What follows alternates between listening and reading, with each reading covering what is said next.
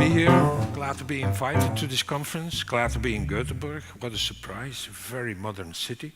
Bit expensive though, when you go for beers. It was strange for us, anyway. So glad to be here, as I said. I'm a police officer, indeed. I understood a few of the Swedish words. My Swedish isn't really good, just goes about tack, that's it. Anyway, I will do it in English. I'll try to express myself as good as possible. I hope you do understand me, and I'll try to make it as interesting as possible. Anyway, I'm usually giving presentations to purely law enforcement people or policymakers. So I'm very, very curious to know how many law enforcement officers are present today. Just raise your hand there. Okay, I feel more confident now. Thank you very much for that. Good. Let's go forward to it. So my presentation will be, and I have to write, oh Jesus, special buttons here. Going that way. Can I have some help here? It's a bit of a different situation. Usually we do push the button and it goes automatically. I'm a police officer, you know, everything should go automatically. Well, either that one or... No, I do take this one. Great if it works. Thank you. So what I'm going to tell you, a few words. I have about 58 slides, but only half an hour and 25 minutes left now. So I want to tell you something about where I come from, what I will do.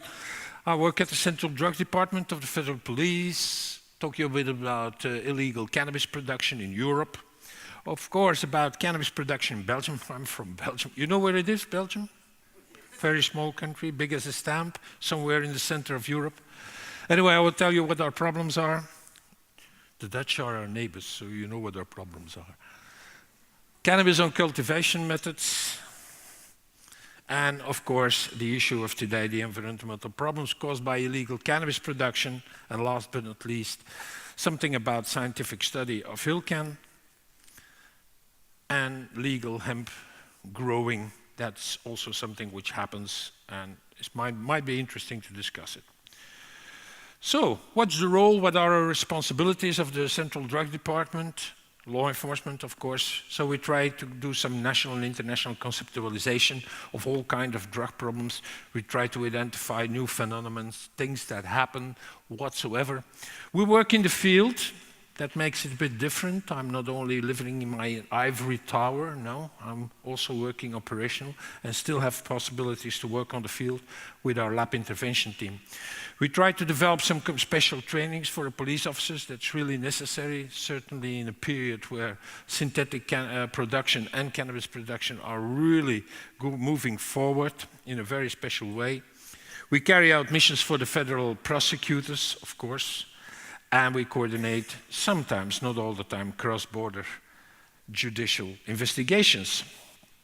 That means that we also have to write analytic reports, we have to make action planning, do stuff like that. And last but not least, we are also the contact point for Europol with the different focal points, but I won't say too much about that because Werner Verbrugge is here of Europol and he will discuss it further with you. So this is a bit what my service is all about, and actually I'm responsible for that little unit, that's the desk drug production. So I'm really working in synthetic drugs, 80% for synthetic drug production in Belgium, and 20% on cannabis production. Some words about lab intervention team. So working in the office, but also outside. Lab intervention team is a team made or composed by people of my service, just policemen with specific trainings, fire brigade officers, and some forensic researchers of our Institute of Criminology and Criminalistic. Anyway, that's what they do. They do the sampling, stuff like that. We go to synthetic labs, we go to illegal dumpings, all issues which will be discussed today. We're trying to find and to register warehouses where we have very large cannabis productions. We try to find new phenomena, follow the new trends, try to take the necessary protection measures which are necessary, and we offer expertise to all law enforcement officers on the field, local or federal, with their investigations and also with the calculation of the benefits of the drug production whatsoever. Few pictures. I know pictures are always interesting. There is actually the cliffhanger, so if you don't want to see me, just look at the pictures. They're always interesting. You see, that's how we work, and we see a lot of problems coming up. Synthetic drug production, that's quite logical, but also for cannabis production, we need to take more precautions every day.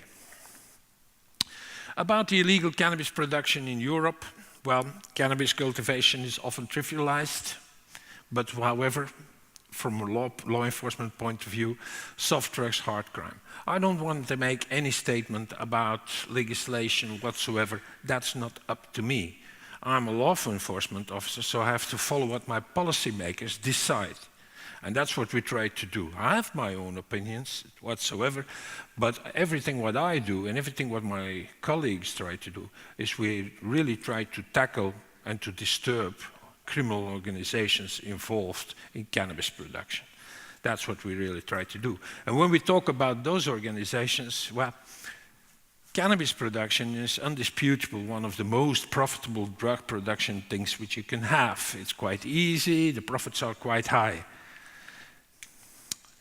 It's always motivated by financial gain, only for the small grower for his own purpose or his own use, but mostly it goes for much further than that.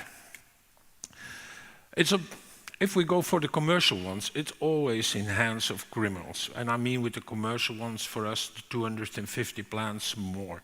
They're well organized, they use a lot of violence, stuff like that.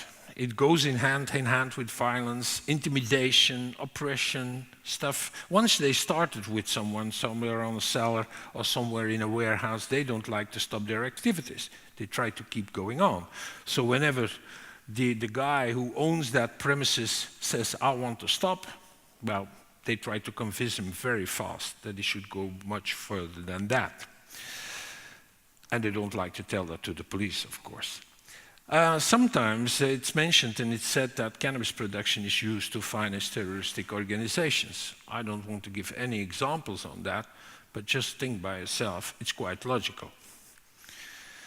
It generates huge profits. I don't know if you have an idea how much plants, how much grams you can have from one plant, what it costs for the wholesale prices for 1 kilogram. It's always different from country to country, and I can imagine that for the Scandinavian countries, the prices are much higher than those in Europe or Belgium. Well, commercial cannabis production also leads to often to bad quality cannabis because it's not controlled, whatever the use of chemicals, nutrients and stuff like that. We have some economic losses. You all pay them yourselves because if you go for commercial or industrial cannabis production, it's often done by theft of electricity. You need to generate all those assimilation lights and that costs a lot of money. Growers don't like to pay that electricity, though they steal it. And who pays the cost for it? Well, you will find it back in your own bills, electricity bills. And yeah, it's quite dangerous. It's dangerous for police units and other security services which have to enter those kind of cultivations because of the chemical contamination, the mold, insecticide, pesticides. Also the risks when they enter from countermeasures or protective measures which are done or taken by the growers, like booby traps and stuff like that. If we go to the chain-oriented analysis, and that's pure law enforcement stuff, of course, well, we had tried to tackle the whole system, and then you have the persons, you have the means, the locations, and the techniques. Law enforcement guys here, police officers, you do agree that's the way we tackle it. We call that barrier model. That's a bit how we try to do it. So you have to identify it. Persons, who are that? The growers, the organizers, installer, the agents. You go by the means, then whatever you need to do so. The locations, well, they can be quite different. Farms, houses, factory spaces, containers, ships, everything's possible. And then we have the different kind of techniques. Outdoor cultivation, completely different of indoor cultivation, soil growing, indoor, and of course, hydroponic use. That leads to actually their benefits, what they have of cannabis. It gives a lot of money, but it also gives a lot of waste. In Belgium, illegal production in Belgium. Well, this is Belgium. This is our finest, and we're quite good in psychoactive substances. You can mention two psychoactive substances which you find here. Not diamonds, of course, ladies, something different. What do you think about? Chocolates, of course, psychoactive substances. And for the men, most of the men, come on, beer. We don't have that much beer. Anyway, we're trying to make a lot of those kind of psychoactive substances, but we also have a lot of illegal ones. We're quite famous for our ecstasy tablets, and of course then you need MDMA powder. Not that long ago we dismantled a very large production unit in the south of Belgium, and we found 2 tons, almost 2 tons of MDMA. Can you imagine what that is? Do you know how much MDMA you need in one ecstasy pill?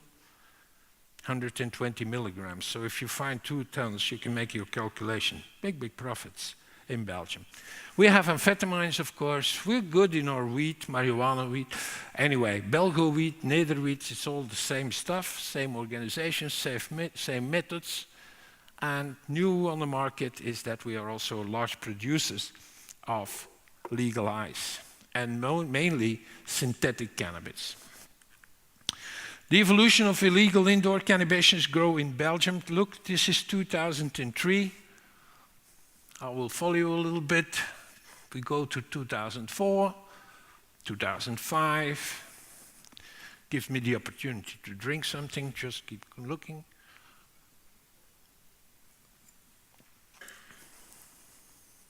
(2009).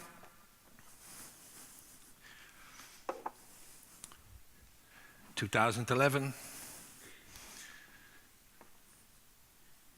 and that was last year. Those are cannabis productions. How much do you think? How many do you think do we have in Belgium on a yearly basis now?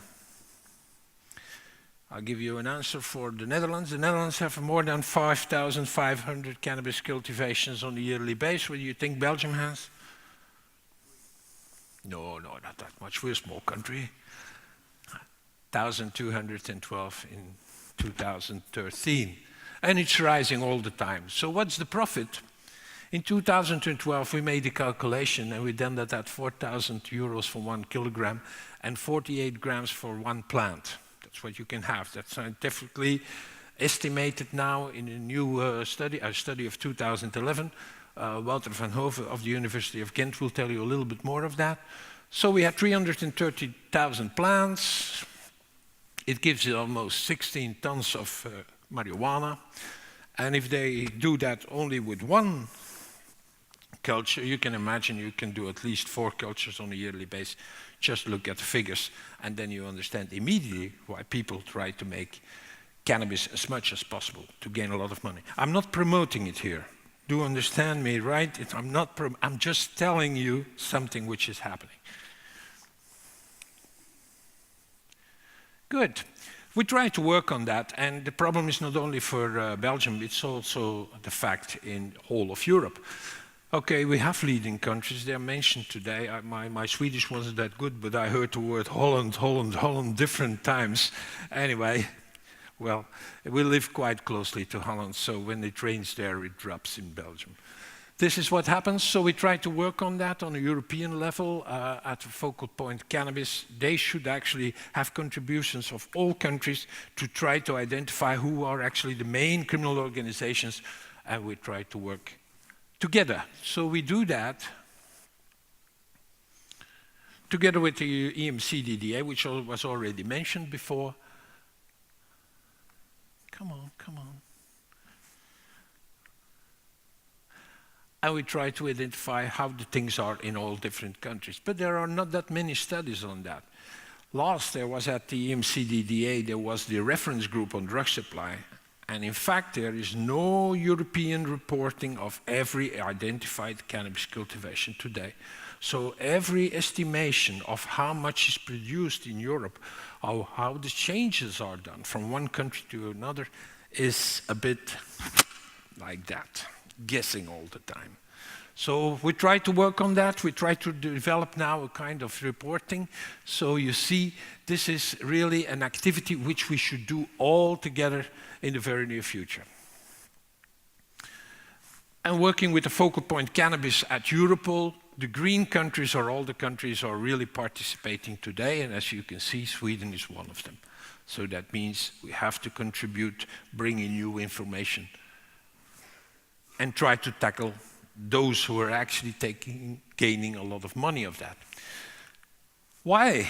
Why is that increase in numbers there? Well, the Netherlands say, Dutch police said, it's because of our activities. We're good. We're trying to work very hard on that, and they are actually going to other countries. That's partly true, but not completely.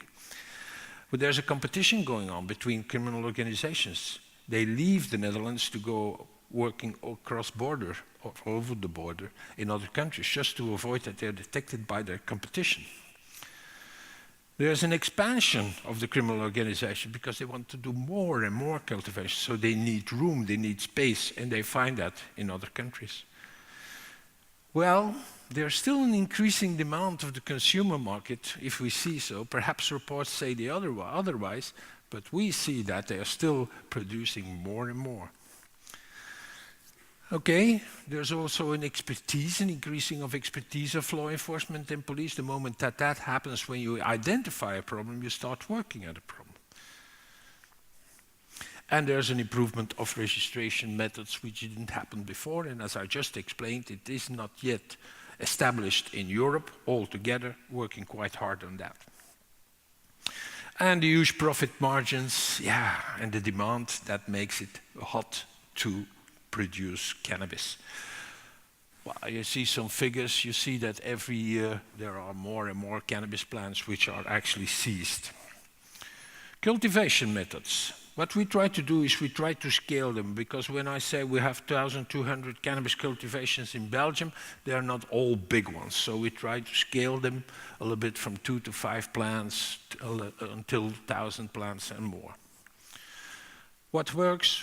How does it happen? Well, you have the protection of cuttings, because nobody works with seeds when they go in the commercial way. Some pictures, you see. With a few mother plants, you can make thousands of seedlings of cuttings. They're sold for, let's say, about 2-3 euros for one piece, and they're placed in cannabis cultivation sites immediately. We have the indoor ones, big ones. It takes a lot of efforts. You have to dismantle them. Nobody likes to do so, so we try to hire private companies now. It costs a lot of money. The hydroponic ones, where you don't use soil, but isolation slabs, like that. I have to keep my eye on the time. I only have 10 minutes left. And of course, you have all those kind of different methods, and you just look at it. It's all business, being very creative, and most of these things can be ordered or bought in our neighboring country. I don't mention the name anymore. And then you have the big ones, the real industrial ones. You can imagine if we discover something like that, almost on a daily basis, if you see to our figures, well, it takes us days to dismantle that. Just a truck, use a truck, and you steal a truck and you use it as a cannabis cultivation. Or you hire a boat and you use it. Things happen, so you see it's very big business. Then we have the outdoor situation, and the outdoor situation completely different. They use greenhouses for that. In the fields, I like that one because they're not big, but even the farmer doesn't know that cannabis is standing there between his corn. Or in your garden. Don't forget that with an outdoor cultivation, you can do just one crop on a yearly basis. I don't know how it's in your country, but in the moment that it's October, you need to really have your harvest there. And then you can use forests and place it, because cannabis plants are very strong, and if you give them the necessary nutrients, well, they grow bigger. And if you're an outdoor cannabis plant, you can have at least 300 to 500 grams dried and consumable cannabis on a year with one crop. Now, this brings me exactly to what we were talking about in the beginning, was the issue of this meeting. I think the environmental problems. Well, think about deforestation, because when you want to place some plants in a forest, that's how you have to do it. So, environmental problems, it's a very difficult word for me. It sounds like a Swedish one for me, but it's very difficult. Well, are they caused by cannabis grow? It's difficult, because when my colleague, Wenner, will give his presentation, he will talk about synthetic production, and then it's clear immediately with all the chemicals that there is a serious risk for the environment. But is it the same for cannabis? I can't really say. I'm a policeman. I just try to find those factories, and we try to dismantle them. But I'll leave it to you. You can give the solution. I will give you some examples, and you decide yourself if there are some environmental problems. Well, what are the obstacles, the dangers, and the difficulties? Well, you have the criminal organizations, you have the booby traps, hidden entrances, violence, of course, rips and theft. One organization tries to steal it from the other. Theft of electricity, use of pesticides, the poor quality sometimes of cannabis, the risk of fire, and the damage to your premises, to your houses, rented houses where they put up those kind of cultivations. Dangers and difficulties. And there are much more from a law enforcement point of view. Cross-border problems, identification problems, dismantling problems, and data collection problems. We're still not where we want to be, but I just mentioned a few. Perhaps they may cause some environmental problems. Let's see further to that. We have illegal dumpings. Once a crop is done and they do the hydroponic way, you have a lot of waste. So those waste, you can't bring it to a container park or recycling park. That's impossible. So what they do with it is just drop it somewhere, preferably in nature. And those are examples.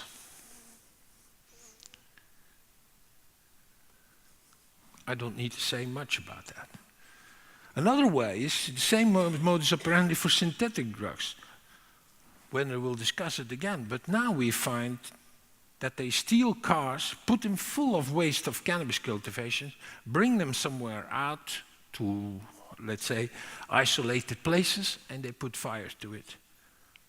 Is it a problem? I don't know.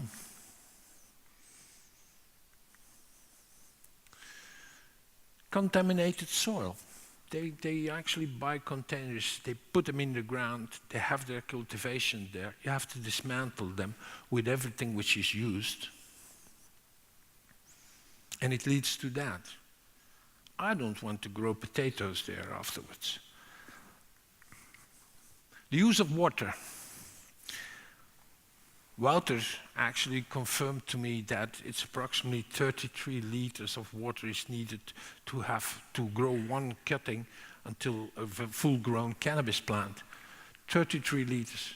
Well, in some areas there is real lack of water, and if they start using water for cannabis grow, I think on Spain today, especially that region, well, it's a waste of water.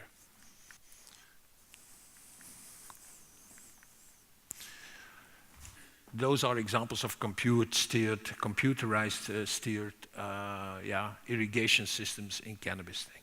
Well, uncontrolled use of fertilizers, pesticides, strong acids, and bases. Just go online. If you want to grow your own cannabis, go online and see to the grow shops there what they sell. Everything, not controlled whatsoever. They give you the schedules, everything what's needed here, how you can grow, your growing schedules, how much you have to add each time. But it's big, big business. And also the pesticides. They sell a lot of pesticides. Why? Because cannabis often has problem with spint. I don't know the English word for it, but spint are maize? Mice. Thank you very much, Juan. He will say it a few times during his presentation, so no problem. So to avoid that, they start spraying their crops. with a lot of things which they can buy, but they're not controlled. And just imagine that people buy that cannabis and just smoke it when it's full of chemicals and pesticides. Then we have the extraction of polluted air, use of pesticide, chemicals, even CO2, which I will mention a little bit further. It's all there, and it's extracted out of the indoor cultivations to the outside in open air. Might that cause some environmental problems? I don't know. Think about it. Uncontrolled use of CO2 generators. Apparently, they use more and more CO2 generators, even industrial ones. Now, CO2 is not deadly, but if there's hardly any oxygen left in those rooms, well, you can get unconscious and you can die, of course. And that's what they do. They just put on meters. They put a lot of CO2 in those rooms, and they know that they will back the growers. I mean, next day, well, with a timer, it stops a little bit before they come. There will be no CO2 in the room. That's how they do it. And if you go in that little book, which is developed now, you have a very nice example of a lot of CO2, which is caused by cannabis grow. Different ways, different methods, but we find it daily in commercial cannabis factories. Not only by the machines, but also by cylinders. And we find also ozone generators. Ozone, apparently that's good for the photosynthesis also for cannabis plants. I don't know why. The only reports that I read is that it's very, very dangerous to get cancer. I feel someone coming up, so I have to stop. And the use of sulfur evaporators. Anyway, I just show you things which we find daily. I can't add a lot. I'm not a researcher. I'm not a scientist. I'm a policeman. You think about it. Do you want to live in a room like this, which was used for cannabis grow? We have the molds, we have the bacteria, harmful substances. I don't know. But I don't think so. I think you would choose another place to live. Theft of electricity, I discussed that. I don't think that's really a problem for environmental circumstances, but, you know, in Belgium, did you follow the news that there's hardly any electricity left for the winter in Belgium? We have a lack of electricity. That will be a problem. So if we can avoid that they use electricity for cannabis grow, we have some profits there. And then the use of diesel generators, of course. Fire hazards. 24 times more chance to have a fire during cannabis grow in your house. So that's where it leads to. And you see, it happens daily. This is a map, and it goes from 2008 to 2013. All dangers of just illegal cannabis grow. Then you have your dismantling problems, because when you find one, you have to dismantle. What are you going to do with the waste? Where are you going to bring it? What do you do with the plants? Do we have to burn them? Yes or no? What do we do with the material? Is it polluted? Yes or no? So we all destroy everything by specialized firms, and it costs a lot of money to the community. There's an upcoming study. There was one. We ordered that because we think there are a lot of problems for policemen and for everyone who enters some culture. It might be dangerous, but Wouter will tell you a little bit more about that. So we try to work in the very near future. I skipped this one because that's purely for him. So we try to warn every police officer in the future, based on scientific studies, that they should not longer dismantle cannabis plantations or cultivations just with their plain clothes, but with more protection. 2 minutes left. So that's how it should be done today. With masks, with packs, everything. Just to avoid that we get contaminated or that we're actually hurt by pesticides and stuff like that.